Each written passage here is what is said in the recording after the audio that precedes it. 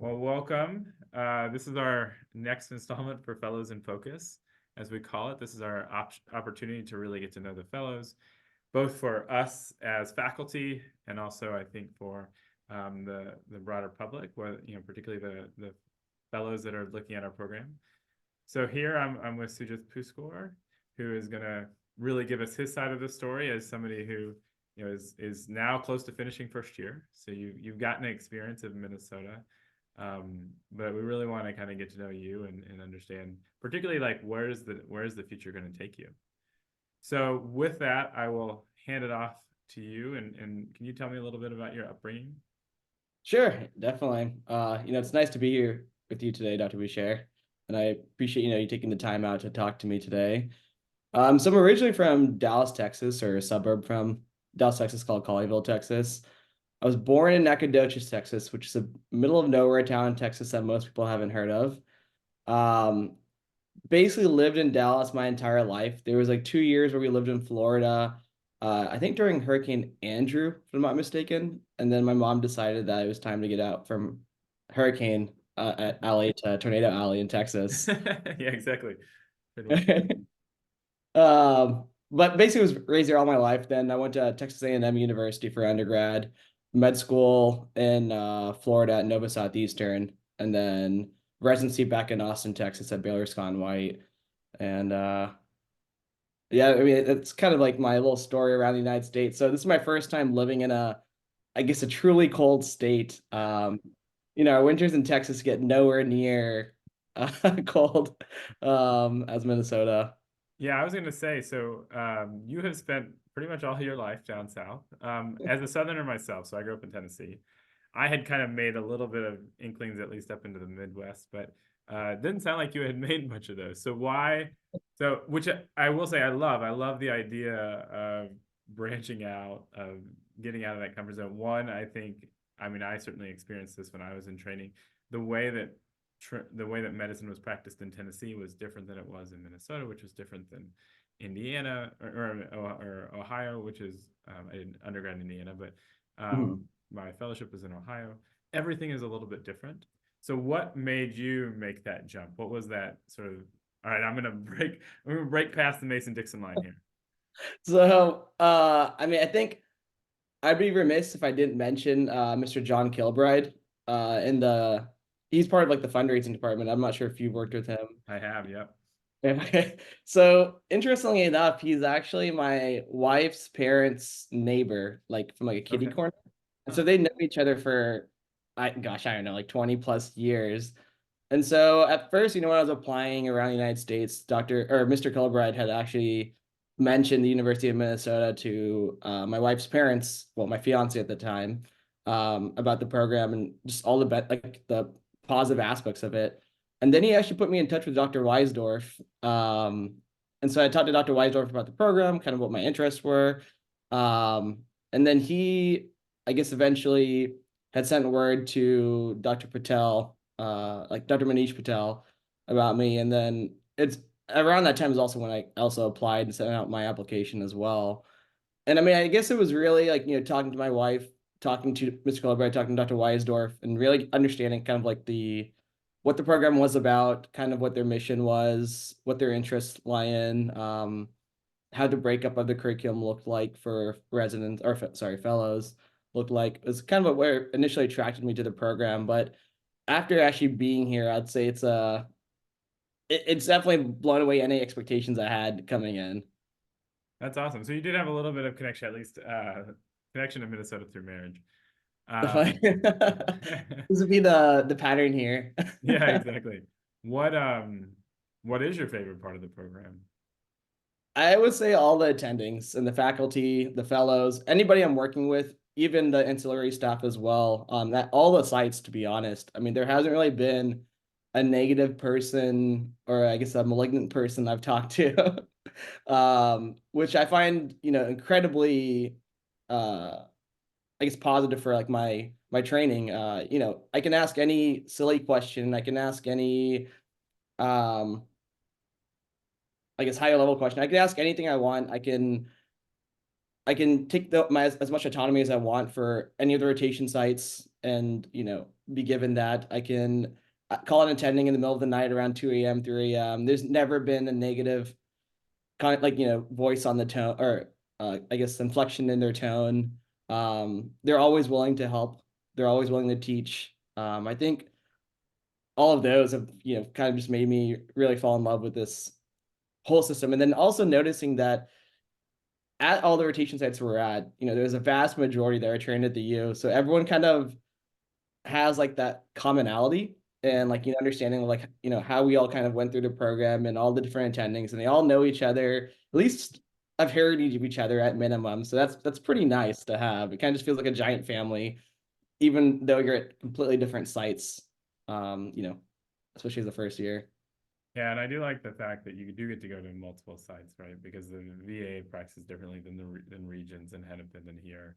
Their patient populations are different, obviously the VA in particular, but I agree. I didn't do fellowship here, of course, but I did residency here for med peds, and so that was a really attractive point for me at that point as well, was getting to just, not having to say, okay, this is the only way of doing things because these are the only people I've worked with, but you sort of see even within a geographic region, there are ways of practicing that you can pull bits from here and bits from here and say, this is the way I want to do it myself when I get it, because you realize there's not just one way to do this. Yeah, definitely. What attracted you into medicine and ultimately hematology oncology in the first place?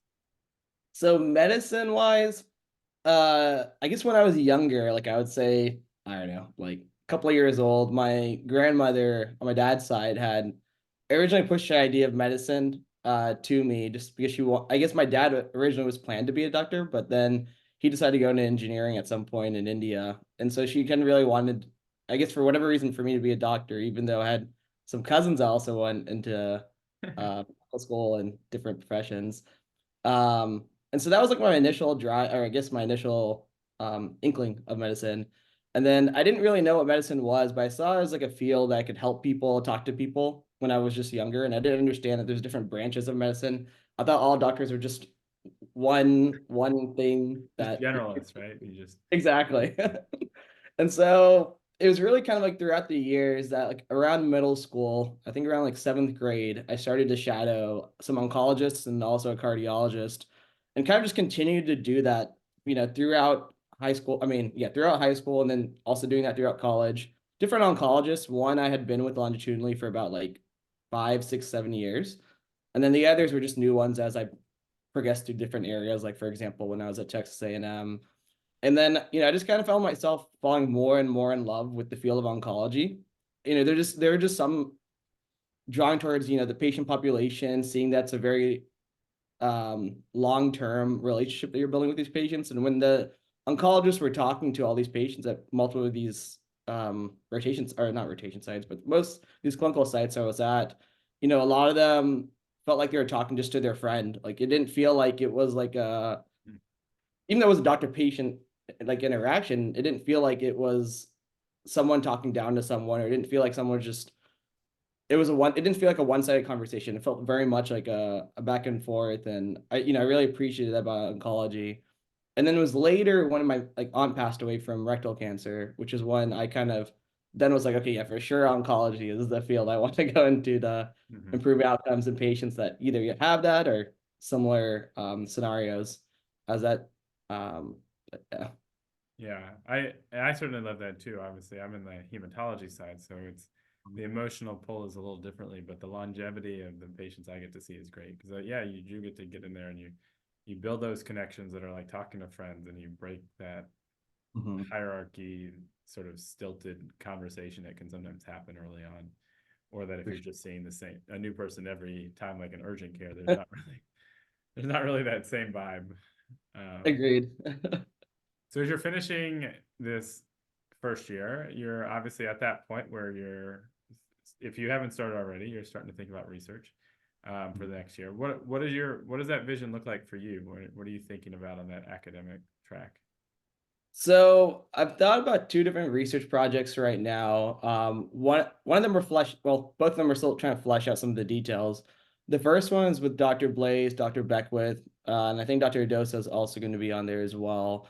but it's regarding CDK4/6 inhibitors and breast cancer. So we had this patient around last, let's say October, no, January. Last January, we had a patient that had been given abemaciclib for hormone positive metastatic breast cancer, and then within a few months, kind of developed this acute onset heart failure that the cardiologist really felt was due to abemaciclib, which is not a known side effect of this medication. There's two other medications in its drug class that are approved for breast cancer. One of those has like a QTC prolongation risk, while the other one also doesn't really have much of a cardiac toxicity. So then it kind of got us to thinking, looking into like, research online, figuring out that, there was like a few articles here and there kind of detailing these cardiac side effects. And so what we wanted to investigate was in a retrospective type of study, if there truly indeed was some type of correlation between CDK4/6 inhibitor use and new onset heart failure, hypertension, ischemic heart disease, pericardial disease, some type of cardiotoxicity. And so we're in discussions with Dr. Lutzi as well in terms of like forming up a plan for that. Then my other research project I'm looking into is one with Dr. Kulkarni. I'm not sure who else will be on that project as well as of yet, but that one involves immunotherapy in lung cancer and kind of treatment patterns. Traditionally in lung cancer or metastatic lung cancer, there's a lot of times where you have monotherapy, immunotherapy up front. And then usually if the patient progresses on that, we either add on the chemotherapy or we discontinue the immunotherapy and add on the chemotherapy, but continue the immunotherapy, or we get rid of the immunotherapy and just switch them to chemotherapy. And there isn't really any guidelines saying one thing or the other. And so we kind of wanted to look into practice patterns to see if, one set of patients maybe did better than the other set of patients, whether it be that they, when they progressed, did keeping their immunotherapy, even though they progress on immunotherapy, but now adding on a chemotherapy had more benefit than the patients that didn't. And so we're talking to Tony Dilks actually later today around like, I think 2 or 3 p.m. to flesh out some more of the details. Nice. So what I love about that is you're getting different mentors that are in different worlds of the oncology sphere. Whether it's side effect management or kind of future thinking about algorithmic treatment plans. I love it. So with that background, because I think with both Amit and Dr. Blaze and other folks, you're going to get great training. You're going to get great academic understanding of how to do research and things like that, as well as just good clinical experience. Where do you see yourself 5-10 years down the road? In other words, are you thinking yourself more in the community as a clinician? Or are you looking at the academic route? Sort of in that couple steps, maybe out of fellowship into your career, or a little bit further down. Sure. So I think short term after fellowship, I'll most likely end up going to either a community practice or some type of hybrid model, kind of like the Regents model where we're still able to interact with fellows or residents or medical students that might be rotating through. And then long term wise, I mean, I would want to be more in an environment that's more towards teaching. I just felt like for myself personally, the first few years out of fellowship, I don't know how I feel like I kind of wanted to get my bearings and be able to really confidently, teach another individual hem-onc. So it's much different than, I guess, educating a patient on whatever I might be treating. And so I think long-term wise, I would want to go a little more towards the academic side, which I know is a little more difficult if you're starting off a little more community or clinical from the beginning. But ideally, I would want something that does have more exposure long-term, but in the short term, more community. Yeah, I think that kind of mentorship is great because you can get that here. I think about, say, Dr. Jahagadar over at Regents, right? He loves teaching. He has that opportunity to really get into that clinical side without maybe that pressure of doing deep level research or whatever it may be. But he still gets to train, and I think having that opportunity as a fellow here, where you don't just see it as, well, academia is the only way to go about it, but you can actually do those and you can see how people can still mesh the two. I think it's great because it shows you that there's not just one way to do this.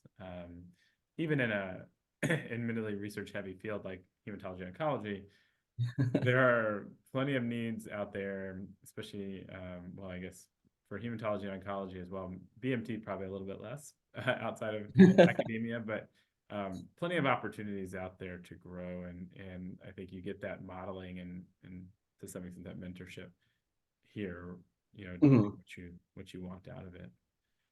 Do you have any mentors? They don't have to be here. They don't even have to be in medicine, but mentors as you look back at your life that and kind of what have they taught you? So I think before coming here, I had a few mentors, that were in the hemonc field that I looked up to. The first one was the one actually I started doing shadowing with back in 7th grade, which is Dr. Srinivas Digikar. He's an hemonc down in like the Dallas area, essentially. And what he taught me from even back then was really just the biggest focus of any patient interaction should just be on the patient, how they're feeling. And so really, tuning into like the subtle cues, be it, vocal and nonverbal cues from the conversation on how they're taking the information, understanding how to deliver, this complex information about XYZ hem-onc disease to the patient so that they understand, about the disease process and not just taking a medicine for the sake of taking a medicine or just showing up to an appointment just for the sake of showing up to an appointment, but really understanding, there's a little more to that. And it's kind of one of the ways you can improve compliance with, visits or medication adherence. And then, through residency, my program director ended up actually being a hematologist oncologist. So that was very convenient. And also one of the reasons I picked that place originally. But, he really helped me kind of form some research projects back in residency and talked to me almost every few weeks about, my career aspirations and how I can achieve those goals. And he also kind of pushed the same information. And then he was also a big proponent on, and this is also, sorry, I forgot to mention his name, but his name is Dr. Rakesh Surapanini. And one of his big things was making sure to, every day, well, not every day, but as much as possible, really trying to stay up to date on all information. And he said, that's not just about, kind of teaching yourself, but it's also how you can improve your patients' education about whatever the disease might be. The better understanding you have, the more up to date you are on information, the better it is for the patient. So that really, I guess, struck a bell with me in terms of trying to be a little more proactive about taking that time outside of my day to look up whatever disease it might be. And then here at the U, I have 3 mentors selected so far. I feel like I'll probably be adding a couple more. I didn't realize it was limited to just 3, or it wasn't limited to just 3. But currently, Dr. Jahagadar, Dr. Kulkarni, and Dr. Gupta are my mentors here. We've Great. been all nothing short of amazing. I was gonna say, yeah, then you've got some really great mentors, and it sounds like you had these before that show you that personal side of medicine, that connectivity part of it. And I think your point is well taken. It's very hard to, and if not impossible, to actually keep up on everything that's out there, which is at least in part why many of us end up subspecializing even within our section. uh, But the more you understand it, the more you can teach a layperson. Because I don't, you haven't worked with me in clinic before, but I spent a lot of time thinking about metaphors and describing things in terms that make more sense to patients. mhm. And that only comes with actually understanding the details of it and the therapies of it. Otherwise, you just start spitting out the medical lingo, and that's a Right. signal that you're sort of trying to essentially kind of show off some knowledge that you probably don't actually have. So when you can't, so I love that idea of dive into it. Not that you need to know every little bit nuts and bolts of that, say, Mhm. genetic pathway, but if you can then, it's sort of that see one, do one, teach one, but that teach one is especially, can you teach it to the audience in a way that they can understand it? Then you actually really know it. Agreed. Outside of medicine, what do you like to do? We talked a lot about HEMOC here. What do you like to do outside of the hospital walls? You Uh, get to do more of once for sure. right. Well, even here, I've had the opportunity to any day that we usually try to have off, we try to spend it by doing something outdoors if we can. And over here in Minnesota, there's no limit on just how much there is in terms of that. So, hiking, usually kayaking, boat activities, music festivals or music activities. I used to rock climb a little bit when I was younger, not so much anymore. Uh, and then kind of just walking around the city, exploring, traveling. Um, my wife and I are both big foodies, so we love finding those hole in the wall restaurants versus those, I guess, more renowned restaurants or Michelin star restaurants around the world. Those are kind of some of the main hobbies that I look forward to when I'm not studying or working. Those are definitely some of the things, especially, if I think about the food scene, right? There's a huge cluster of different immigrant communities here, and that means that their food comes with them. And so what I love is that you find those pockets of mixed cuisine, even Native American cuisines and stuff, whether it's high level or hole in the wall, all within the same area, and are arguably more affordable than some areas you might find. Oh yeah. But then, yeah, I mean, even if I think about your rock climbing, which, there's certainly indoor places like vertical endeavors and stuff, but there's also the bouldering and things like that. If you get up to the North Shore, Mhm. you can basically 2 hours of finding your own spot to go climbing, which is great because there's much more um, elevation and rockiness there too. So I think the last question I would have then is if you weren't a doctor, what would you be doing? I think something so I've thought about this every now and then what I actually would be doing, and I think it would be something that involves me talking to people. So something probably in the business world. But it's weird because I don't feel like I'm making as big of I wouldn't have been making as big of an impact on like a personal level to a patient or someone. So I think that part would have been always lacking, like in my heart, in terms of, I feel like there's something more I can do. There's something more I can do. Um, Unless that business was just fully philanthropy. But I think that'd probably be what I would be doing if I wasn't in the medical field. Awesome. Well, I definitely have like I said, we haven't worked on in clinical stuff together, but I have taken calls from you, like I said, like you were saying, in the middle of the night and stuff.